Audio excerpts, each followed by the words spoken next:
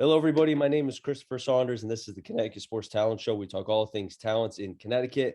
And on today's show, I'm pleased to have not only a player that is going to RPI in the fall, but also an outstanding basketball player from Milford, currently at Choate, Dylan Matchett. Dylan, it's great to be able to have you on the podcast. Yeah, thanks for having me. I'm honored to be on here. Got to ask you, with the season starting to change in the spring, you could probably hear my allergies are kind of kicking my butt right now. How are they with you? No, they're definitely getting tough, but hopefully just stay in the gym and stay out of it until it gets better. I was going to But, say, stay away from being outside, stay in the gym yeah, where there isn't any pollen or any of that crap. You know what I mean? exactly. Yep. So, Dylan, obviously your talents a lot are basically allowing you to be able to play basketball at the next level. You'll be playing in college. Before we get into that, I kind of, want to ask you because we were talking about a coach at hand who you and I both know pretty well. Yep. Just talk to me about kind of the journey for you for basketball because I know you've played multiple sports. Yes. Yeah. So growing up, to be honest, I was more of a baseball guy until about probably my eighth grade year, ninth grade. Um, and that's just we weren't no one in my family played basketball. My dad played baseball. I was real close with my grandma. She loved the Yankees. So just I was kind of just thrown out there with a glove and a bat, and that's all I did was play baseball. But I played AAU with Coach Ty Santos growing up. So I was always playing, but I wasn't really sure that's what I wanted to do. Hmm.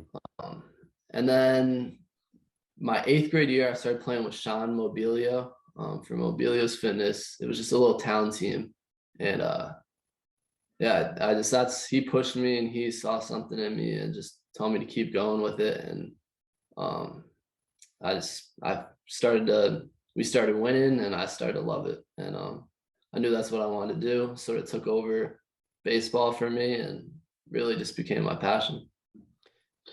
Was it difficult for you to kind of, not to say you gave up baseball and it was nothing, but how difficult was it for you to kind of just be like, okay, I need to put the cleats away, I need to put the glove down, I now need to put on a little bit nicer shoes and try to get myself into the basketball shape because two different sports, very similar in some ways, but also different in a lot of ways as well. Yeah. Yeah, it was tough. I was still able to play high school baseball. I'd play it right after the season. I was a pitcher, so my arm hurt a lot, and I never really did like any bench press or like any type of workouts like that because as a pitcher, like they just told me to stay away from it as much as I could. Um, so it was definitely like I had to get my body into a different type of shape. But Mhm. I still had all 4 years of high school to really adjust. And I ended up missing my sophomore season for knee surgery. And that gave me a lot of time to just like focus on my body and focus on myself and get better and like just focus on my game, I guess, and kind of get out of baseball mode. So with not only the elbow injuries as you spoke now, was that something that you had during your entire 4 years at Hopkins? The arm, the Yes. Yeah, the arm.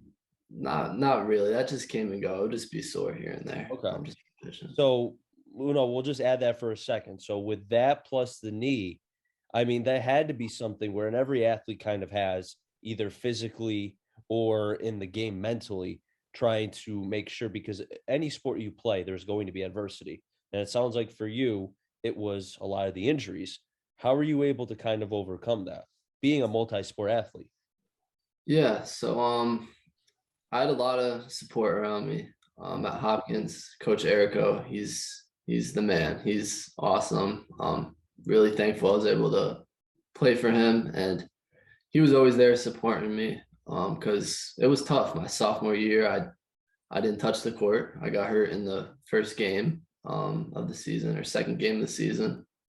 I missed the whole year, and then had to get surgery. And then my junior year, I was kind of a wreck. You know, I'd go to pivot and I'd think about the knee, Mhm. and it was tough. And then senior season, we didn't have it because of COVID, but that I had a lot of support around me and a lot of people that guided me and told me, okay, this is what you need to focus on. Just get better and it'll work out. Everything's gonna be fine. And I, everything did work out. I decided to take the postgraduate year because of some of the injuries. I just wasn't able to play that much, so felt like it was the right thing to do. At what point, either was it during a game or a practice, or maybe just one day you woke up where you had confidence in your knee because you play a sport that there's a lot of focus on the knees. I mean, not to compare you to an NBA player, but Zion Williams, who's on the Yeah. Pelicans. I mean, he's been kept in a box for what seems like the entire season. We have no idea what's going on. But his main injuries, I think, for his entire NBA career has been lower body. And if you don't Mhm. have your lower body, basically with every sport, you're basically obsolete. You know what I mean? So for you, your legs are very important. When did you grow that confidence? When did the confidence come and the trust in your knee? So my junior year, I would I'd say like the first 10 games I was really struggling. Wasn't really playing full speed at all. But my doctor that did the surgery, he came to one of my games and I was like just seeing him out there just gave me like an extra like bit of confidence and he was just like, you're gonna be fine. Like we did the surgery, you put in the work to strengthen the muscles around the knee. Like just be confident. And then I guess just him telling me that and then just seeing him out there, it sort of just I don't know, it kicked in. Like I wanted to make him proud because he did a great job with the surgery, but like I don't know. And then from there on, I started to flow a little bit better, and every day it just got a little bit better, my confidence. Is every day, even though how many years are you now off of the surgery? A couple years, correct?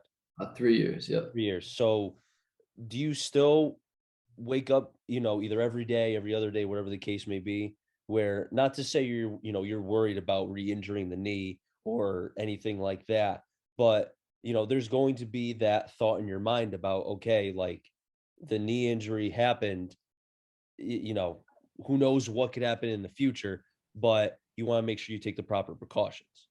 Yeah, yeah, no, there's definitely days where I wake up and I think about it.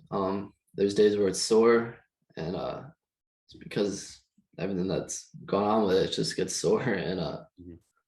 I just gotta be I just gotta stretch and do the exercises they gave me and be consistent with that. Um the doctor told me it was gonna be a lifetime commitment, so that's what it's gotta be. So What kind of knee injury was it? Because I don't even think we discussed that. yeah. So my kneecap kept dislocating. And eventually it tore away from the patellar ligament. Whoa. It was brutal, but I had to get MPFL surgery. They took a cadaver and they basket weaved it through the knee Hmm. and to just keep it in place and stop it from dislocating. So it was quite the process. It took like 11 months before I was playing again. Yeah, it Geez, was that just sounds like, I mean, I thought like in baseball, as you would know, a UCL having to wrap around like a band around the ulnar yeah. collateral ligament when it tears and trying to whatever. But that just sounds like, some Frankenstein kind of stuff, I trying to know. get it Yeah. back, the patella, like that's crazy, man. Yeah, it was and these are crazy. These are definitely Yeah, man, you can say that again. So, with you taking the post grad year, not to say you weren't getting interest during your 4 years, but I'm assuming, and it sounds like it is, that the post grad year was because you weren't getting the interest that you wanted. So, yeah. what was it like preparing for the season, knowing that, let's be honest, you're basically like, yeah, you're in a post grad year, but if you combine games played and games missed, you're basically like a sophomore in high school because you don't have a lot of tread on the tires, right? Yes. Yep. It was definitely a little stressful, I'm not gonna lie, because I knew like this was it. But I knew something was gonna work out. Mhm. I had a few coaches that were really interested in me, and it was always nice to know that. But I also wanted to see where I could end up because I didn't really know. I didn't really play that much, so I just Mhm. wanted to get as much basketball in and see where I could go. For you too, man, just like as you mentioned, how you didn't play a lot of games. So you not only have the injury part trying to overcome, but and correct me if I'm wrong, but also, also too, I think the mental side for yourself, because I think every athlete, I don't care who you are, if you're A-Rod or you're Brady, there's a little bit of doubt about, can I do this? Can I do that? And for you, with the amount of adversity that you had, there had to be at least some thinking, I would think to yourself, like, can I like play a full season? Like, is there even a chance for me to play college basketball if I have to do what I have to do? You know what I mean? Yeah, no, there definitely was. There definitely was some doubt. Mhm. But I had a lot of people that were really reassuring. Again, Coach Erico, from Hopkins, he stuck with me and he was getting me through this, and it was just nice to have someone there that was just telling me that I could do it, and yeah, that's, Was there any players that, because you mentioned about Ty Santos, who I've actually had on here. He's a great young man. Saw him play a couple times against Kennedy in the semifinal for Division 3, and then I saw him in the final when I broadcast the game against Han at Mohegan Sun.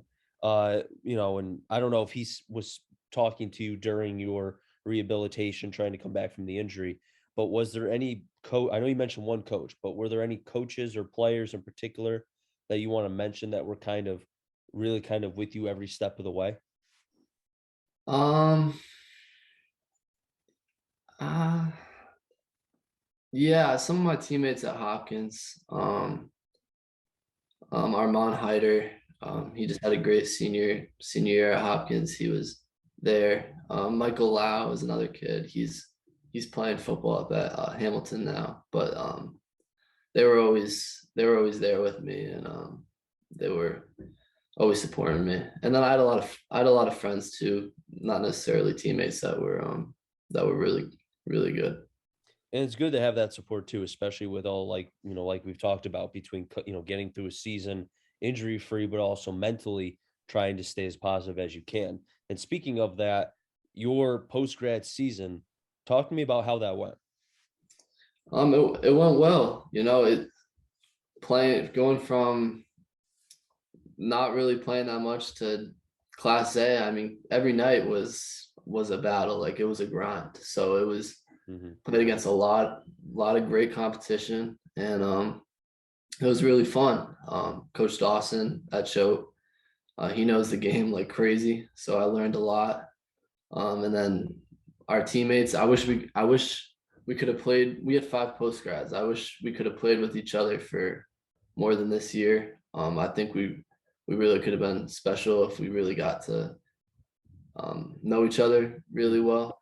And but it was a great experience, and I definitely feel like my game got a lot better from it. From Coach Dawson and the rest of the coaching staff, they really helped me, and my teammates too. They really pushed me. It was a great group of guys. It was the type where since we lived there, you know, they were like, all right, let's go to the gym. Like, let's get up this morning. Let's go put some work in. So overall, it really was a great experience. And during that season, during your post grad, I would think the amount of attention for you as far as having the opportunity to play college had to go up. No. Yes, yeah, I'd say so. Now, Um, with that, did you feel any added pressure knowing that you were getting more attention now than you did through your first 4 years at Hopkins? Maybe a little bit, but I really just tried to just play and just Mhm. have fun. Because I didn't know what the outcome was gonna be. So I knew at the very least, like I was just gonna enjoy this year. And I mean, I've been playing the game since I was little. I know it wasn't really my thing until my freshman year, but it's basketball. Like I was just getting out there and Mhm. just play and have fun. It's crazy to think that the game of basketball was not even really a main focus for you until your freshman year? And then thinking about with all the injuries as well, trying to get through that. And again, I go back to you being a sophomore in high school because of the amount of playing time. I would think playing in college, you could be like the ceiling is high, I would think. And I could imagine that's what RPI was thinking. And we'll get to that in just a second as far as why they, wanted to have you with their program and their team. Because like I said, the ceiling is high for you, man. Yeah, I really there's a lot of parts of my game that I really do want to get better at. Mhm. Um, and I'm excited to keep working at that for 4 more years. So, what was the reason, or rather, take me into the conversation if you can, or anything you can share about why you chose RPI and what attracted them to you. Yeah, so I think they first saw me down in New Jersey for an AU tournament um, over the summer, last summer, going into my postgraduate year. But I heard from Coach Gilbride, and he had me come up to campus, and I immediately liked the coaching staff, the guys, and the campus.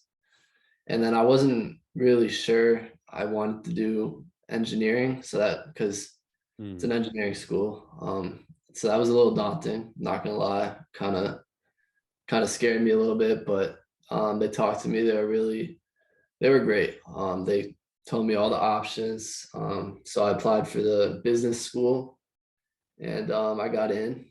And after narrowing it down, it just fell into place. I loved the school. I loved the campus, the basketball program, obviously the coaches, and I was actually able to go to the game. They were in the second round of the tournament at Wesleyan, the Mm. NCAA tournament, and I mean the atmosphere for that game was insane because they were playing Wesleyan at Wesleyan, Yep. so it was really cool to see. And I mean that was the deal breaker. Just they won that game, and seeing them play in that environment, it was unbelievable. But also financially it worked out for my family. But yeah, I really like this school, and I think it will have a lot of opportunities. I think it will provide a lot of opportunities for me. And seeing a lot of that energy too, as you mentioned, as far as during the NCAA tournament, you know, do you feel like that because of that, that kind of was like the icing on the cake, kind of like the bow to, you know what, I'm sold. I have to go here. Yeah, no, it was. I think that was like the first team I really saw play live. So just seeing that, like, it was, yeah, like you said, it was icing on the cake. I knew I liked the school, Mhm. and then just being able to like experience it, I guess. It was the deal breaker, really top things off. Watching that college game. Now I know it's a postseason game, so obviously everything is intensified. But I'm sure you've seen games in the past. What part of your game, when you were watching that playoff game against Wesleyan, what part of your game do you feel like can be a strong point during when you go into your freshman year at RPI? Um, watching them play, they were very they were very I don't know, they're very diligent, I guess is the word. Like they disciplined too. They just executed perfectly, and they were undersized compared to Wesleyan. Hmm. Wesleyan probably, to be honest, had a little more skill, but I mean they executed perfectly and defended great. And that's something I really take pride in is playing defense. And I think just being patient and within the offense, and then playing defense. I think that's something that I could really I think I'd fit in there. And yeah. No, I agree with you. Defense in the day and age, and I'm sure you watch a lot of college and NBA. College surprisingly showed more defense than anything, especially it showed in the tournament. When you think Yeah. about Arkansas, what they were able to do tenaciously. I mean, there was a guy, and I was watching the game with a couple of friends, and I forgetting the player's name, but he was Mr. Charge because he would somehow draw charges. And he did that throughout the entire tournament. I think he Yeah. drew the most charges in the entire NCAA. You Yeah. think about St. Peter's, they were very good defensively. And, you know, if that is something that sounds like it is that RPI and yourself really kind of believe in, you could be Mhm. in any game. You may not have the talent, but if you can play defense and you can make high percentage shots and the occasional low percentage, you could be in a game all the way until the end. Yeah, yeah, definitely. That defense, Coach Ty actually, Santos, he used to tell me, defense wins championships. So that's you gotta play defense. You're not gonna win if you can't play defense. He's not wrong. I mean, he learned from Coach Full at Kobe, who I remember, again, going back to the game that I did against Hand, he said defense and heart. It takes, I mean, obviously it takes effort to play defense, but I thought comparing the two kind of makes a lot of sense, Yeah, 100%. you know. But Dylan, it was great to be able to have you on the podcast. I wish you nothing but the best of luck at RPI, and stay in touch because I love to, have you come back on and talk about your first season with RPI, or more so even your first game when you score your first points. Definitely. Thank you again for having me. It No problem, was an buddy. honor. Anytime, man. That wrap things up here in the Connecticut Sports Talent Show. So until next time, stay safe. Remember, CT stands for Connecticut Town. I'm Jerry. Find them all. Enjoy the rest of your day, everybody, and be well.